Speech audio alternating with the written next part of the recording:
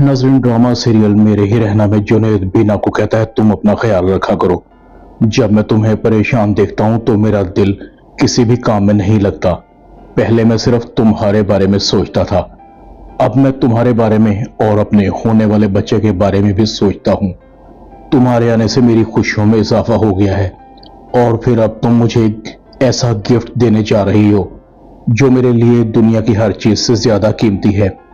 तुम्हारी टेंशन से बच्चे की सेहत पर भी असर पड़ सकता है। तुम ऐसा करो, तैयार हो जाओ, हम बाहर चलते हैं। जुनैद और बीना घर से बाहर चले जाते हैं। फरीदा बेगम अन्नू को कहती है, मेरा अंदाजा बिल्कुल ठीक था। जुनैद बीना के प्यार में पागल हो चुका है। उसको बीना के अलावा कोई नजर ही नहीं आता। बीना के जमते हुए कदम हर रोज जुनैद को मुझसे दूर कर रहे हैं। फरीदा बेगम कहती है, तुम्हें कुछ पता लगा कि उमर और बीना का क्या चक्कर है? क्या वाकई उमर बीना की वजह से ही तो ये मुल्क नहीं छोड़ना चाहता? अन्नो कहती है, आप फिक्र न करें अम्मी, जल्द पता लग जाएगा। इतने में बीना और जुनैद भी वापस आ जाते हैं। फरीदा बेगम फौरन कमरे में जाकर तबीयत खराब होने का बहाना करती है। अन्नो जुनैद को देखकर कहती है, भाई आप आ गए, अच्छा हुआ आप आ गए। अम्मी ने आपको दवाइयों के लिए मैसेज किया था, उनकी तबीयत बहुत खराब है, आपका बार बार पूछ रही थी। जुनैद फौरन माँ के कमरे में जाता है।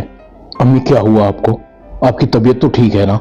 आई एम सॉरी, आपने मुझे मैसेज किया, मैंने देखा नहीं। फरीदा कहती है, हाँ मेरा जुनैद बदल सा गया है, पहले सीधा मेरे पास आता था, मगर कोई बात नहीं, इंसान शादी के बाद बदल जाता है।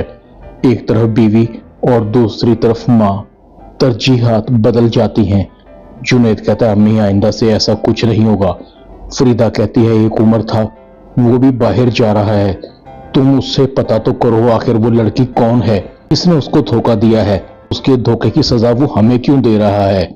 जुनैद कहता है, अम्मी आप बेफिक्र हो जाएं, मैं जल्द पता लगा लूंगा। दूसरी तरफ उमर भी यही कह रहा था, मैं भी कैसा बेवकूफ हूं, मेरी मोहब्बत की बुनियाद सिर्फ गलतफहमी पर थी, मैं बीना के बारे में गलत सोचता रहा। बीना क्या सोचती होगी मेरे बारे में, मैंने अपने रिश्ते का भी लिहाज नहीं किया।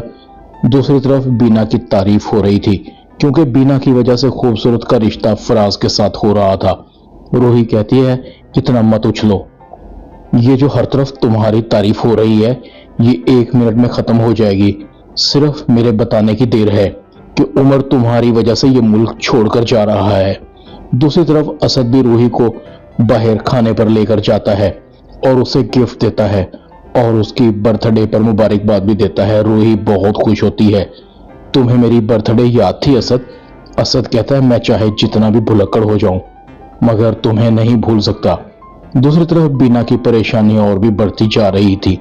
मैं सोच भी नहीं सकती, मेरी आप ही मुझे नीचा दिखाना चाहती है। अगर सच में इस घर में या जुनैद को किसी को भी पता लग गया तो बहुत बुरा होगा। वो क्या समझेंगे कि मैंने उमर को धोखा दिया है और उनके साथ बेवफाई कर रही हूं। जुनैद उमर से बहुत प्यार करते हैं, वो ये कभी भी बर्दाश्त नहीं करेंगे कि उनकी शादी से पहले उनकी बीवी से मोहब्बत उनका भाई करता था। बिना नमाज पढ़कर दुआ मांगती है, या अल्लाह मुझे इस मुश्किल से निजात दिला दे, जो कसूर मैंने किया ही नहीं, मुझे उसकी सजा क्यों मिल रही है? जुनैद की आंख खुलती है, बिना को नमाज पढ़ते हुए देखकर मुस्कुराता है। बिना कहती है, आप उठ गए? जुनैद कहता, हाँ मेरी आंख खुल गई थी, देख रहा था तुम रब से दुआ मांगती हुई कैसी लगती हो। ड्रामा मेरे ही रहना में इतना ही। चैनल को सब्सक्राइब कर दें, शुक्रिया।